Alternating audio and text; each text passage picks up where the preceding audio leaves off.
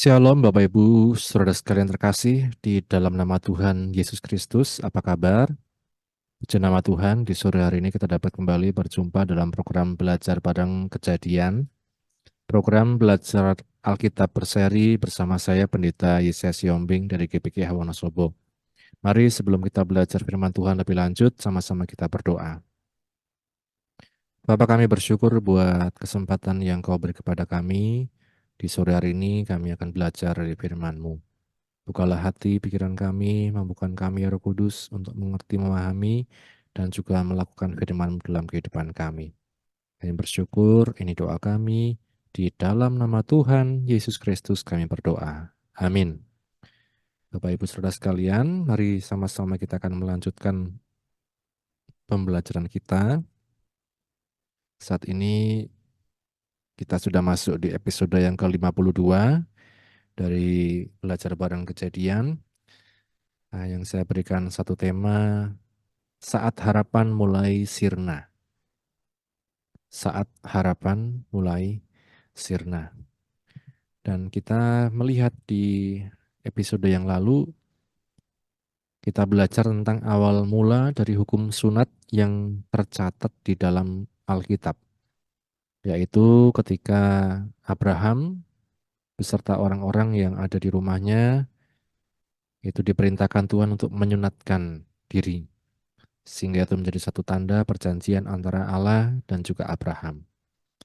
Ketika orang tidak mentaati perjanjian ini, maka konsekuensinya adalah hukuman, bahkan sampai pada kematian. Itu sebabnya orang Israel, orang Yahudi, bahkan mungkin sampai saat ini sangat mementingkan, sangat mengutamakan hukum sunat ini karena hubungannya dengan keselamatan. Apa maknanya bagi kita sekarang?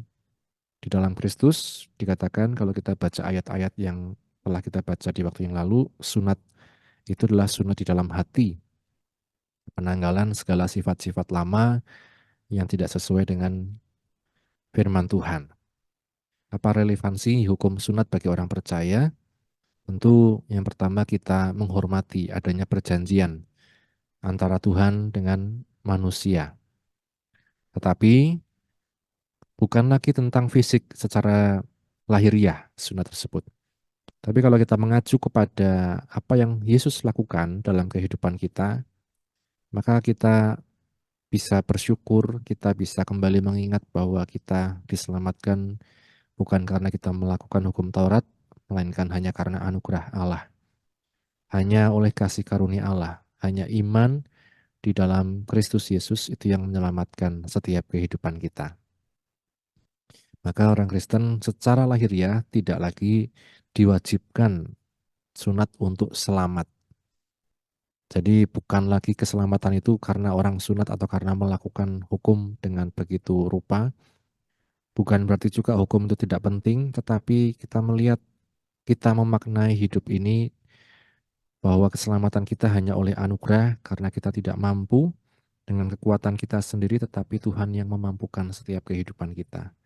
Dan kita menghormati apa yang sudah dikerjakan oleh Kristus Yesus di kayu salib, sehingga kemudian kita juga meninggalkan segala perbuatan kita yang lama, sunat di hati. Saat ini kita akan melanjutkan pembelajaran kita. Satu tokoh yang disorot dalam episode ini adalah seorang Sarah. Di Kejadian pasal yang ke-18, mari kita baca bersama-sama. Kejadian pasal yang ke-18,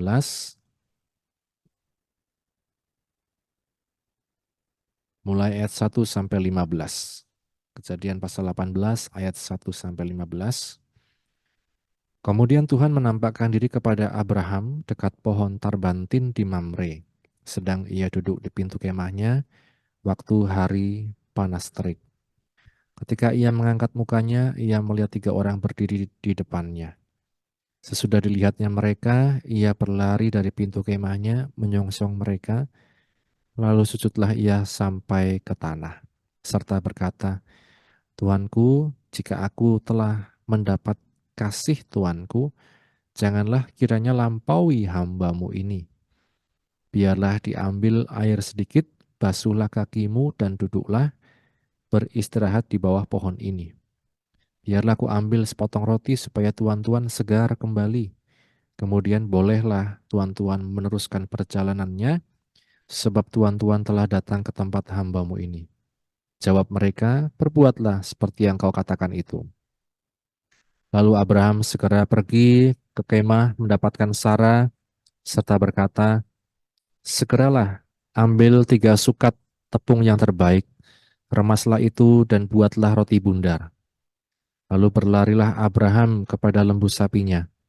Ia mengambil seekor anak lembu yang empuk dan baik dagingnya, dan memberikannya kepada seorang bujangnya. Lalu orang itu segera mengolahnya.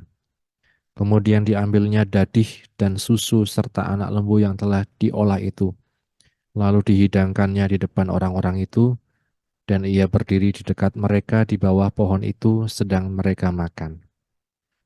Lalu kata mereka kepadanya, di manakah Sara istrimu? Jawabnya, di sana di dalam kemah.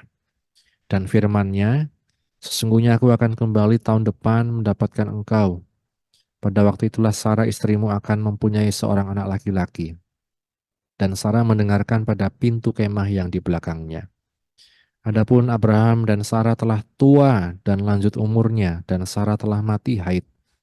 Jadi tertawalah Sara dalam hatinya, katanya, akan berahikah aku setelah aku sudah layu, sedangkan tuanku sudah tua. Lalu berfirmanlah Tuhan kepada Abraham, mengapakah Sara tertawa dan berkata, sungguhkah aku akan melahirkan anak, sedangkan aku telah tua? Adakah sesuatu apapun yang mustahil untuk Tuhan? Pada waktu yang telah ditetapkan itu, tahun depan aku akan kembali mendapatkan engkau. Pada waktu itulah Sara mempunyai seorang anak laki-laki. Lalu Sara menyangkal, katanya, aku tidak tertawa, sebab ia takut.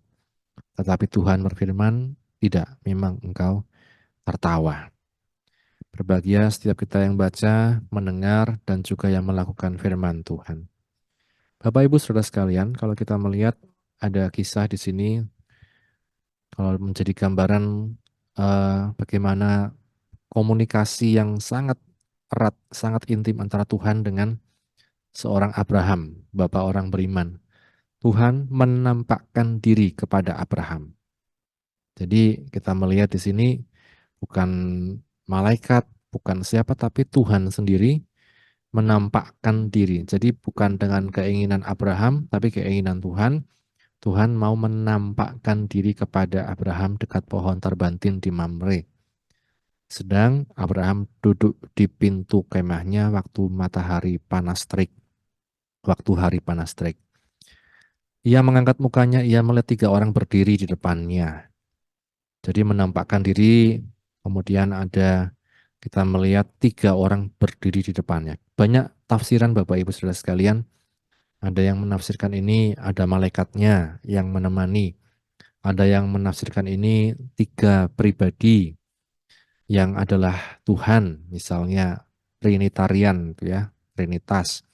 Ada bermacam-macam tafsiran Bapak Ibu Saudara sekalian. Tapi satu hal yang pasti di sini yang ilahi menampakkan diri kepada yang manusiawi. Sehingga kemudian terjadilah komunikasi Bapak Ibu Saudara sekalian. Dan Abraham melihat mereka, ia mengenal, ia tahu, oh ini yang datang bukan main-main, bukan sembarangan. Sujudlah ia sampai ke tanah, kemudian apa? Dia mengambil air, basuh kakimu, duduklah beristirahat di bawah pohon ini. Apa informasi yang kita bisa catat di sini? Bahwa menampakkan diri dalam wujud manusia. Tuhan menampakkan diri dalam wujud manusia, Bapak Ibu. Sehingga bisa apa? Minum, dibasuh kakinya, kemudian diambil sepotong roti, kemudian apa? Anak lembu ya. Tadi ada anak lembu yang dipotong, diolah menjadi makanan.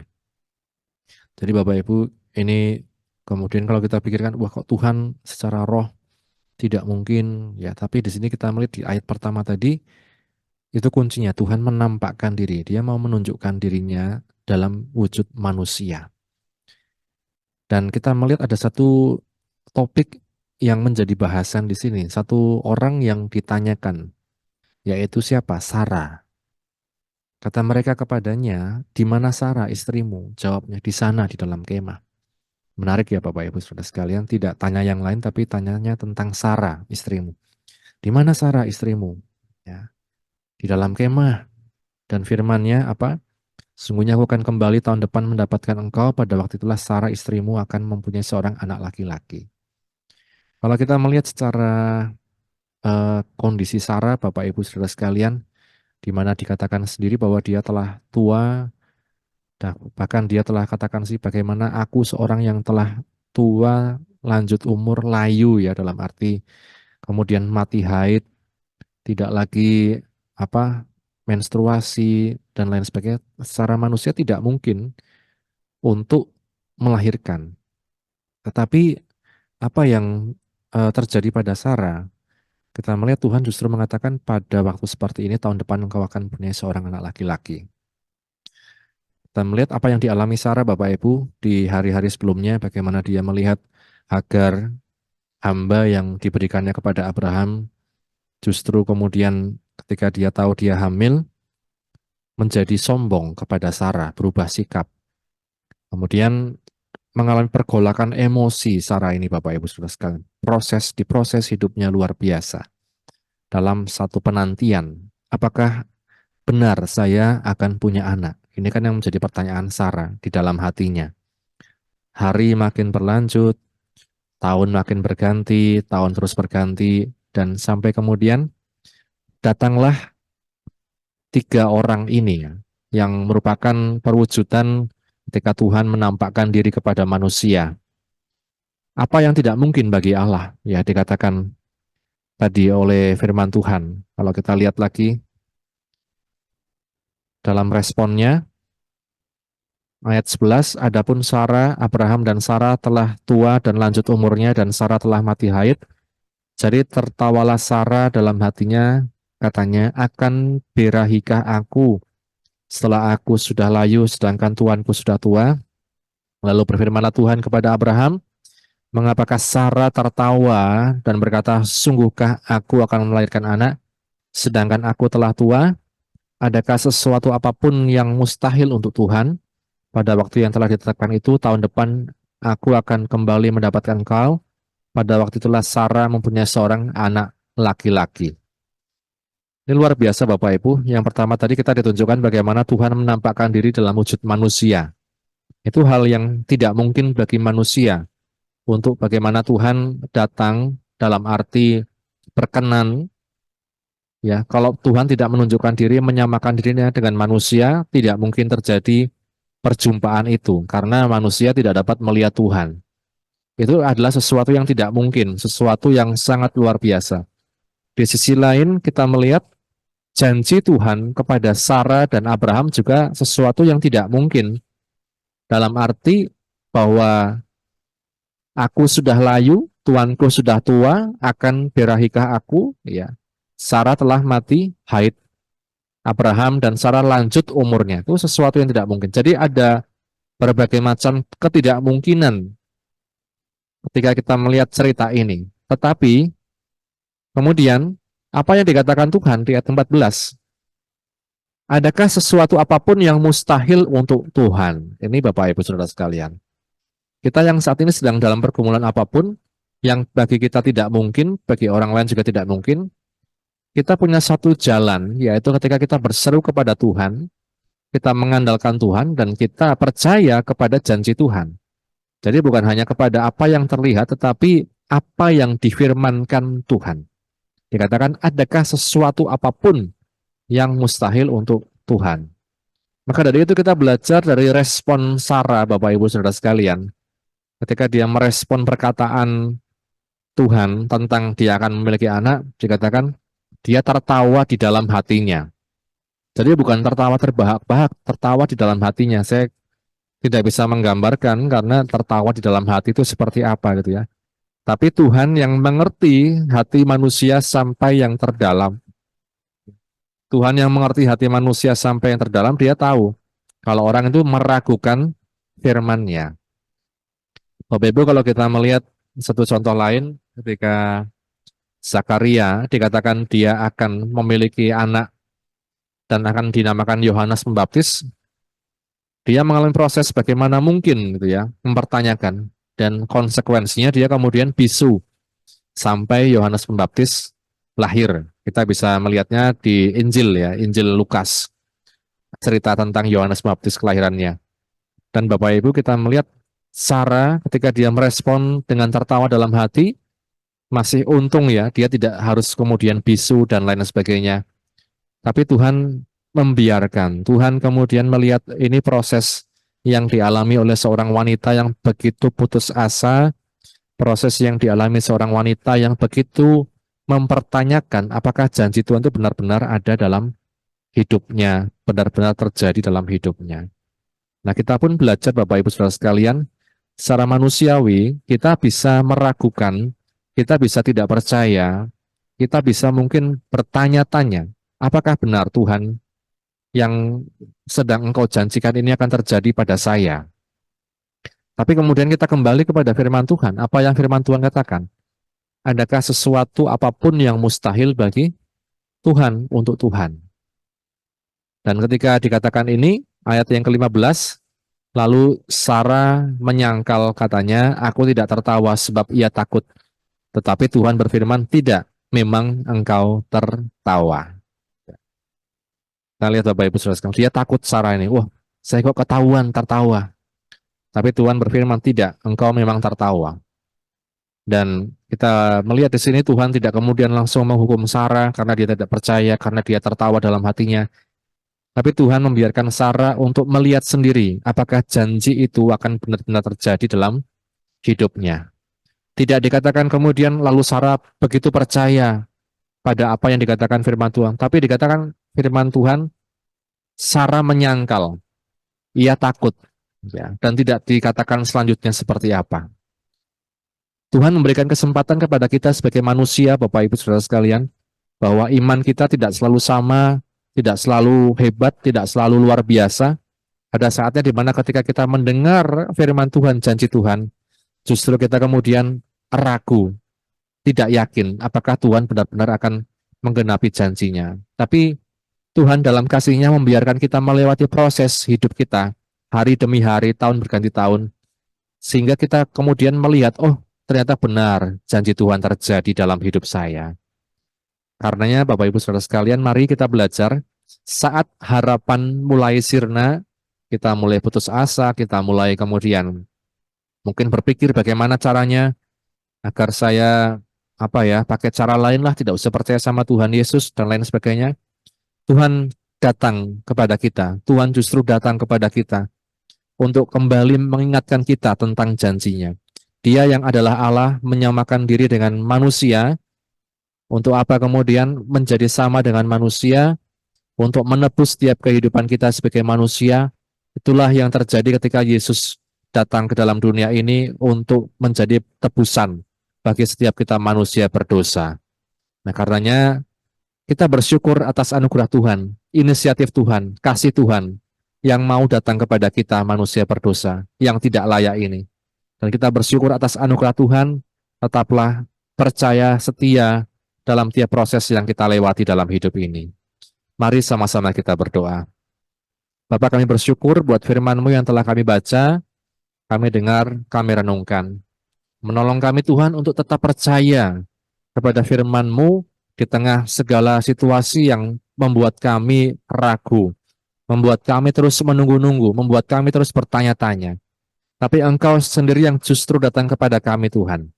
Engkau yang datang menyapa kami dan Engkau yang menguatkan kami. Berkatilah anak-anak-Mu yang sudah mendengar firman-Mu dimanapun berada, dalam tiap apapun yang menjadi pergumulan kami, Engkau yang menolong. Terima kasih Bapa, ini doa kami, di dalam nama Tuhan Yesus Kristus kami berdoa, haleluya. Amin. Puji nama Tuhan, Tuhan Yesus memberkati kita sekalian. Amin.